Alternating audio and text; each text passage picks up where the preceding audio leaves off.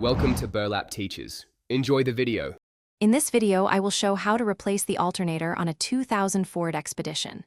Disconnect the battery negative, remove the serpentine belt, unplug electrical connectors, unbolt the alternator, compare the new unit, install and torque bolts, reconnect connectors, reinstall belt with proper tension, lower the vehicle, and reconnect battery.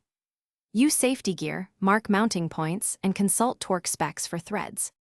Warm up the engine briefly, then disconnect the battery negative terminal and let the vehicle cool for safety. Remove the intake cover if it blocks access, and loosen the belt tensioner to slip off the serpentine belt. Label electrical connectors and unplug them gently, then remove alternator mounting bolts.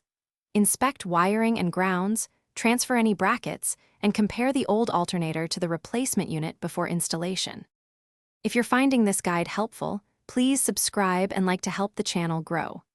Quick recommendation: the Oala water bottle keeps you hydrated while working under the hood and fits most cup holders, making pit stops easy and mess-free. It's a handy tool for long jobs or roadside repairs.